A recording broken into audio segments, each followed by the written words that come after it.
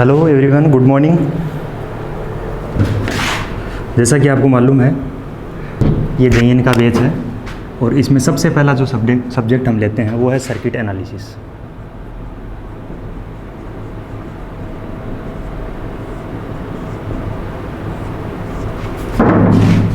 Electrical branch.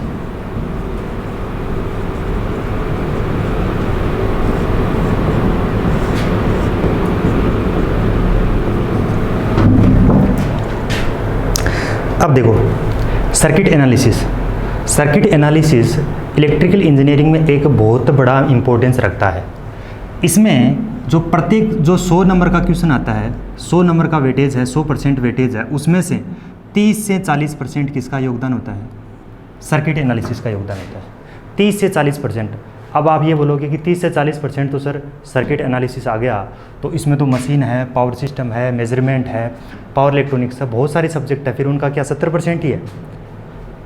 तो ये पहली बात तो ये कि जो 30 से 40% है ये किस रूप में आएगा वो इम्पोर्टेंट है कि ये 30 से 40% यदि आपने सर्किट एनालिसिस नहीं किया, सर्किट एनालिसिस के आपके कंसेप्ट क्लियर नहीं है, तो ये जो सर्किट एनालिसिस पूरी इलेक्ट्रिकल इंजीनियरिंग के सब्जेक्ट में काम आएगा। जैसे आप चाहे मशीन ले लो, उसमें भी सर्किट एनालिसिस के बिना काम नहीं चलेगा।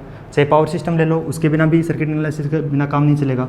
पावर इलेक्ट्रॉनिक्स, एनालॉग, कोई भी सब्जेक्ट ले लो, इस सर्किट एनालिसिस के बिना काम नहीं चलेगा। दैट मीन्स इनडायरेक्ट रूप से सर्किट के क्वेश्चन 100 में से 30 से 40% सोल्व हो जाएंगे on the basis of circuit analysis concept. ठीक है, तो इसका मतलब अब पूरी इलेक्ट्रिकल इंजीनियरिंग का कोर हेड कौन है? Circuit analysis. और सर्किट एनालिसिस के अंदर कौन कौन से टॉपिक पढ़ने हैं वो सारा मैं एक बार आपको बता देता हूँ, फिर 1 बाय 1 करके डिटेल से हम इसको पढ़ेंगे। पहली बात तो सर्किट एनालिसिस जैसा भी जिसको भी पहले आता है वो सारा कोई बात नहीं, मैं सिर्फ लेवल से लेकर चलता हूँ कि आपको कुछ भी नहीं आता। आप पहली बार सर्किट पढ़ रहे हो, वहाँ से लेकर के आप हर एक क्वेश्चन, लगभग क्वेश्चन आप कर पाओ, हर एक क्वेश्चन कर पाओ, वो कंसेप्ट मैं आपको 0 से लेकर के वहाँ तक आपका सफ़र करा दूंगा। इसलिए जिसको जो पहले आता है अपने कंसेप्ट अपने पास रखो। यदि आपको कंप्लीट आता है तो उस तरह से सोल्व करो। जो कोई कंसेप्ट पहले से सीख रखा है तो नया सीखने की ज़रूरत नहीं है। बाकी जिसको कुछ भी नहीं आता है वो यहाँ से ध्यान दे ले, बाकी कहीं भी जाने की ज़रूरत नहीं है। पूरे के पूरे क्वेश्चन इससे सोल्व हो जाएंगे, पूरे के पूरे कंसेप्ट मैं यहाँ पर करवा दूँगा। अब देखो इसमें हम कंटेंट की बात करेंगे। कंटेंट कौन कौन सा है इसमें? सबसे पहला टॉपिक बेसिक्स। इस बेसिक्स में हम क्या पढ़ेंगे? इस बेसिक्स में पूरा का पूरा इस सर्किट एनालिसिस या इनफैक्ट इलेक्ट्रिकल इंजीनियरिंग में क्या क्या बेसिक पैरामीटर काम आते हैं वो इन सब का क्या करेंगे, इसमें बेसिक्स में काम मिलेंगे। जैसे रेजिस्टेंस क्या है, करंट क्या है, वोल्टेज क्या है, कैपेसिटर क्या है, और कंडक्टर क्या है, एक्टिव एलिमेंट क्या है, पैसिव एलिमेंट क्या है, नॉन लीनियर सर्किट क्या है, लीनियर सर्किट क्या है। इन प्रकार के सभी प्रकार के जो क्वेश्चन है वो सारे के सारे कंसेप्ट इस बेसिक्स में कवर होंगे। दैट मीन्स इलेक्ट्रिकल इंजीनियरिंग का हार्ट क्या है?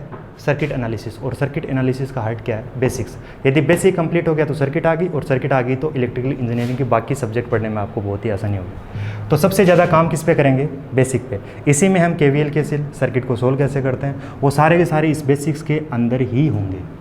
सारा का सारा काम किस में होगा? बेसिक। तो सबसे पहले हम सबसे ज़्यादा टाइम किसको देंगे? बेसिक पे। यदि बेसिक क्लियर हो गया तो आगे सारा का सारा चलता रहेगा। दूसरा टॉपिक नेटवर्क थ्योरम्स। तीसरा transient analysis.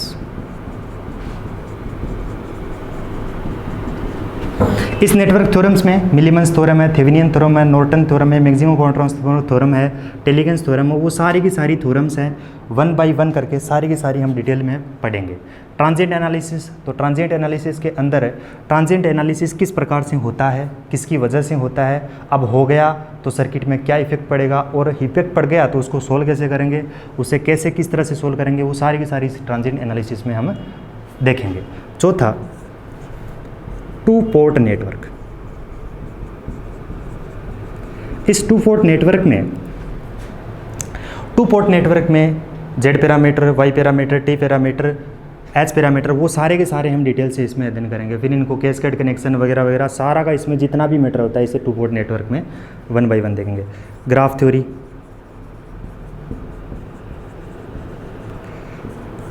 AC analysis,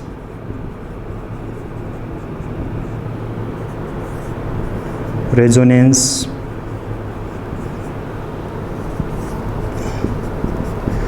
filter circuit,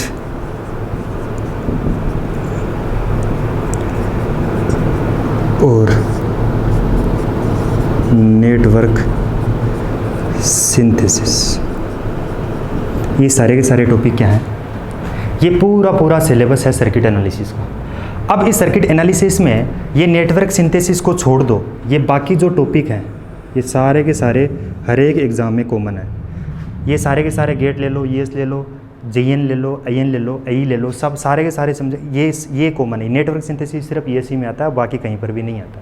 इसका कहीं पर भी कोई क्वेश्चन आपको नहीं मिलेगा ईएससी के अलावा, ना गेट में आता है ना कहीं पर जेईई लेवल की एग्ज़ाम में। तो हम इन टॉपिकों को पढ़ेंगे, फिर टाइम बचा तो नेटवर्क सिंथेसिस भी कर लेंगे। लेकिन चूंकि ये नेट जेईई में नहीं आता है, बेच हमारा जेई का है और एई का है, तो ये हम टॉपिक एक बार नहीं देखेंगे। और इसके अलावा ये सारे के सारे टॉपिक 1 बाय 1, फिर टाइम बचेगा तो फिर हमारे पास में क्या हो जाएगा, नेटवर्क सिंथेसिस भी हम इसकी भी क्लास ले लेंगे। अब हम स्टार्ट करते हैं सबसे पहले बेसिक्स पे, बिना टाइम वेस्ट किए। बेसिक्स को ध्यान से पढ़ना अभी।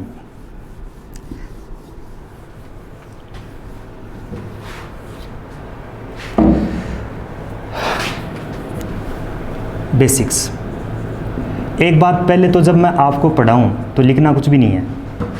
मैं एक सीक्वेंस में लिखाऊंगा, आपको पहले समझाऊंगा और उसके बाद में बोल बोल के आपको लिखा दूंगा। जहाँ पर मैं कंटेंट लिखना है पूरा का पूरा पहले आप समझो, उसके बाद में लिखना है। बेसिक्स बिल्कुल एकदम सामने बैठ के देखना है, सिर्फ कि समझना है कि क्या बोल रहा हूँ और क्या आपको उसमें समझ में आ रहा है, और जो समझने वाली बात है वो समझनी है, उसके बाद में मैं प्रॉपर तरीके से आपको लिखा दूंगा। बेसिक्स का मतलब ये होता है, सबसे पहले स्टार्ट करते हैं, जैसे हम मान लो नेटवर्क सर्किट, ये क्या होता है हम बाद में देखेंगे, पहले हम इसके बिल्कुल बेसिक से चलते हैं। ये एक कंडक्टर है, ये क्या है, कंडक्टर। ये एक कंडक्टर है और हम जानते हैं कि प्रत्येक कंडक्टर में क्या होते हैं, इलेक्ट्रॉन होते हैं। लिखना नहीं है, इसमें इलेक्ट्रॉन पड़े हैं। अब तो इलेक्ट्रॉन पड़े हैं, तो क्या इलेक्ट्रॉन पड़े रहने से इसमें करंट फ्लो होगी क्या? यदि ऐसे कंडक्टर पड़े रहने से इलेक्ट्रिक करंट फ्लो होती तो कोई भी कंडक्टर के हाथ लगाने से क्या होगा, करंट लगेगा। लेकिन ऐसा नहीं होता। क्यों नहीं होता है वो देखेंगे अपन।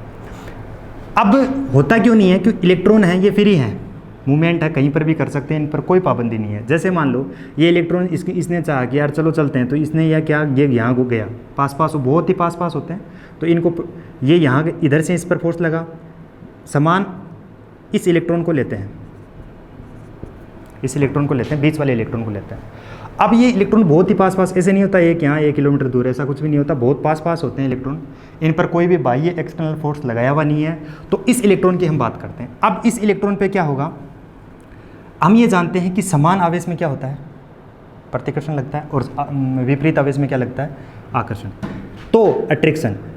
अब इस इलेक्ट्रॉन की बात करूँगा, ये इलेक्ट्रॉन क्या करेगा, इस पर क्या दूर भगाने की कोशिश करेगा, ये इलेक्ट्रॉन क्या करेगा, इसको दूर भगाने की कोशिश करेगा, ये इलेक्ट्रॉन इसको क्या करेगा, दूर भगाने की कोशिश करेगा, ये इलेक्ट्रॉन इस पर इस तरफ फोर्स लगाएगा, इसको ये इस तरफ लगाएगा, ये इस तरफ लगाएगा, ये इस तरफ लगाएगा, ये इस तरफ लगाएगा। दैट मीन्स ये इलेक्ट्रॉन बेचारा चारों तरफ से गिर गया, तो हिलने की कंडीशन में नहीं है। जब हिलने की कंडीशन में नहीं है, जब फ्लो ही नहीं होगा, जब रेट ऑफ आवेश के प्रवाह की दर को क्या कहते हैं, current, rate of flow of charge, उसको क्या कहते हैं, इलेक्ट्रॉन, उसको क्या बोलते हैं, करंट। तो यहाँ पर ये इलेक्ट्रॉन चल ही नहीं रहा है, फ्लो ही नहीं हो रहा है, तो कहाँ से करंट फ्लो होगी। दैट मीन्स इसी तरह से ये बहुत सारे, इसके भी इधर इलेक्ट्रॉन पड़े होंगे, इसमें भी इलेक्ट्रॉन पड़े होंगे, बतेरे इलेक्ट्रॉन पड़े होंगे, तो ये जाने की कोशिश करता है लेकिन फिर भी चल नहीं पाता। तो यहाँ से क्या होगा, मूवमेंट नहीं होगा। जब चार्ज का मूवमेंट ही नहीं होगा तो उस कंडीशन में करंट तो कहाँ से फ्लो होगी।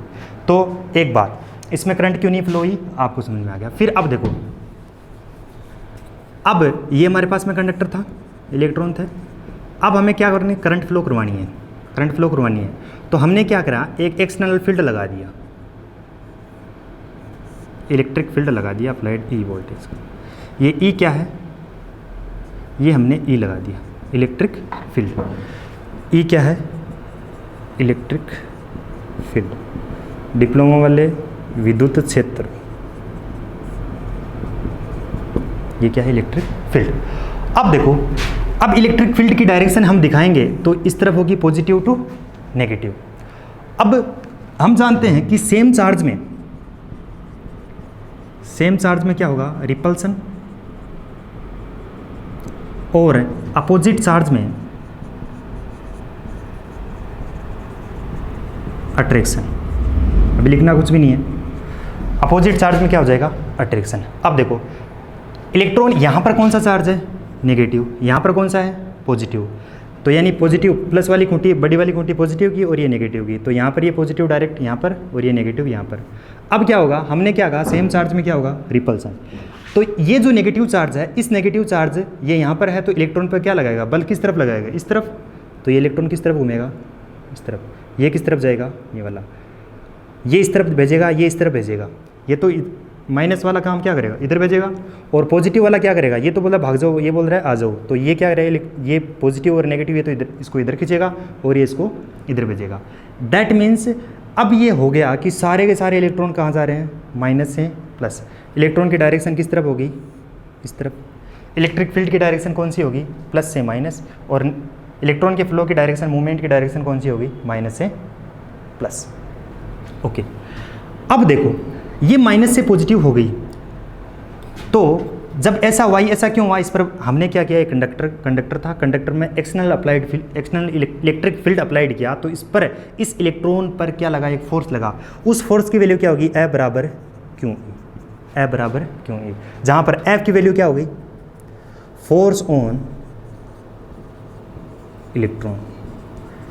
यहाँ पर Q बराबर क्या हो जाएगा, charge of electron, charge of electron. इसकी वैल्यू 1.6 इंटू 10⁻⁻19 कूलम। अब ये इलेक्ट्रिक फील्ड, अब इलेक्ट्रॉन के लिए चार्ज कैसा होगा, नेगेटिव। नेगेटिव होगा तो F बराबर क्या होगा, -Q इंटू ई। यहाँ से इस रिलेशन से भी हम बता सकते हैं कि जिस तरफ इलेक्ट्रिक फील्ड की डायरेक्शन होगी, अब चार्ज की तो डायरेक्शन, ये क्या है, वेक्टर क्वांटिटी है, ये भी वेक्टर क्वांटिटी है। जिस तरफ इलेक्ट्रिक फील्ड की डायरेक्शन होगी नेगेटिव, का मतलब ये है फोर्स की डायरेक्शन, इलेक्ट्रॉन पर फोर्स की डायरेक्शन क्या होगी, नेगेटिव होगी। और जिस तरफ फोर्स होगा इसी तरफ तो क्या होगी, इलेक्ट्रॉन फ्लो होंगे। इसका मतलब इलेक्ट्रिक फील्ड की डायरेक्शन इस तरफ है, तो प्लस से माइनस, तो इलेक्ट्रॉन के फ्लो की डायरेक्शन कौन सी होगी, माइनस से पॉजिटिव। अब देखो,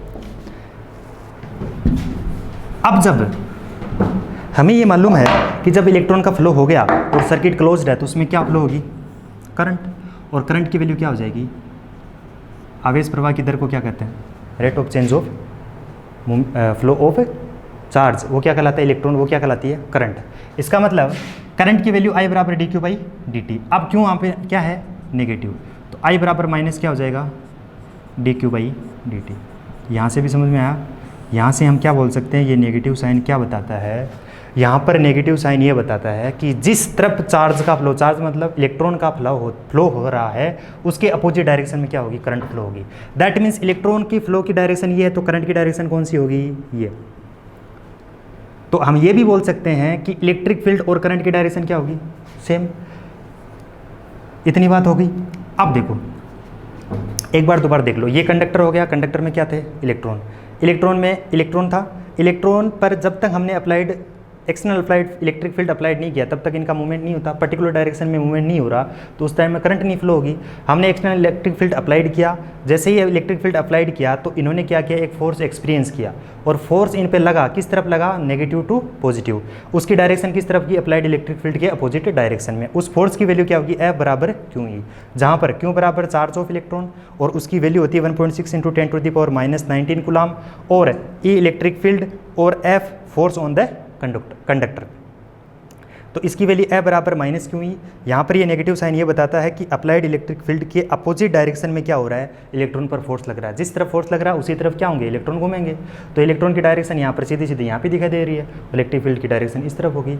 अब देखो, जब हमारे पास में करंट के प्रवाह की दर को क्या कहते हैं, सॉरी, चार्ज के इलेक्ट्रॉन के प्रवाह की दर को क्या कहते हैं, करंट। तो I बराबर dQ/dt, Q बराबर क्या हो गया, नेगेटिव, तो I बराबर -dQ/dt। तो यहाँ से हम क्या बताएंगे कि इलेक्ट्रॉन के फ्लो की डायरेक्शन के अपोजिट डायरेक्शन में क्या होगी, इस सर्किट में करंट फ्लो होगी। अब यहाँ तक एक बार लिखना नहीं है, अब मैं लिखा हूँ इस तरह से लिखना है।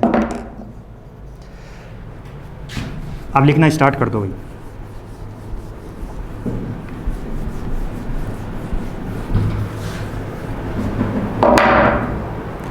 सबसे पहले ये डायग्राम बना लो।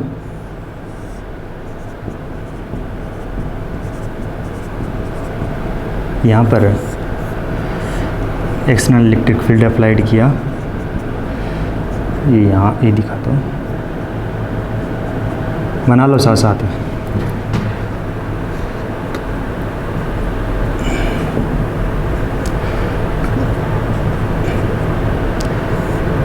इलेक्ट्रॉन इस तरफ होंगे और फिर धारा की दिशा ये दिखा देना।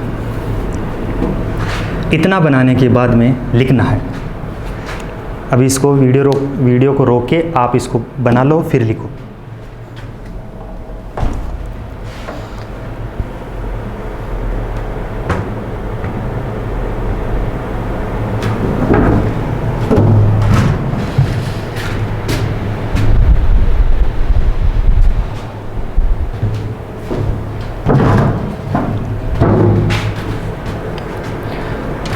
अब फिर यहाँ से जब बना लिया तो यहाँ से लिखो, आराम से बना लो। अब लिखो, इफ वी अप्लाई, यहाँ पर लिखना है, if we apply the electric field, if we apply the electric field across the conductor, if we apply the electric field across the conductor, then the electron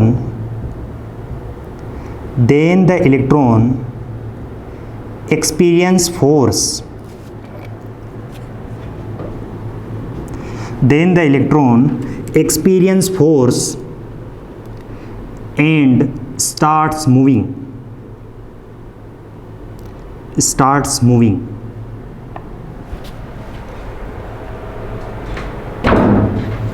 If we apply the electric field across the conductor, then the electron across the conductor, if we apply the electric field across the conductor, then the electron experience force and starts moving. उसके बाद में यहाँ पर force लगा दिया। अब force लगाने के बाद में उसकी वैल्यू क्या होगी, F बराबर क्या हो जाएगी, QE। अब Q बराबर चार्ज ऑफ इलेक्ट्रॉन, इलेक्ट्रॉन का चार्ज 1.6 इंटू 10⁻⁻19 कूलम। Q बराबर नेगेटिव, क्योंकि इलेक्ट्रॉन का चार्ज क्या होता है, नेगेटिव। E बराबर यहाँ पर हो गया इलेक्ट्रिक फील्ड,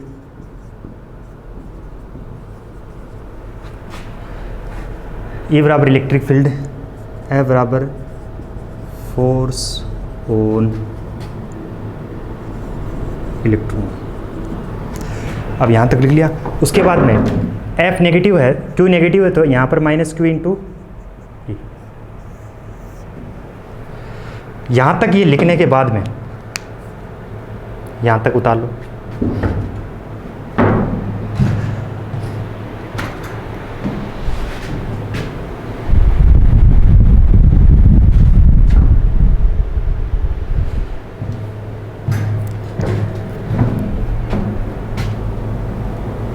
अब लिखो आगे,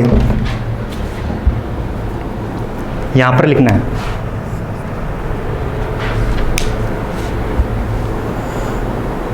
the direction of movement of electron, the direction of movement of electron, the direction of movement of electron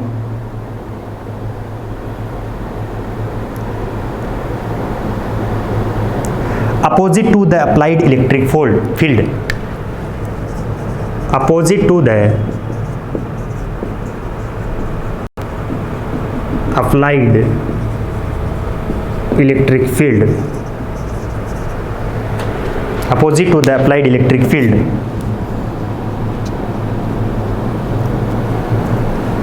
यहाँ तक हो गया। आगे, the rate of flow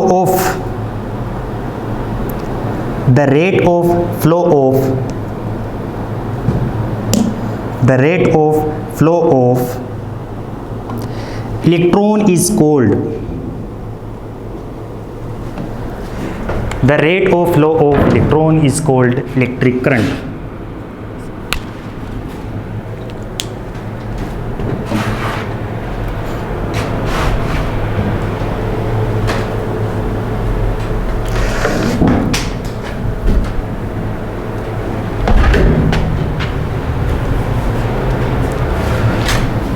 and electric current यहाँ लिख लिया। अब आई की वैल्यू लिख लो एक बार। आई बराबर क्या हो गया, D Q by D T. यहाँ से क्यू बराबर क्या है, नेगेटिव, तो आई बराबर क्या हो जाएगा, minus D Q by D T.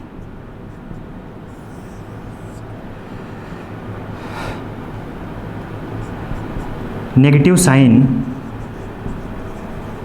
Represents that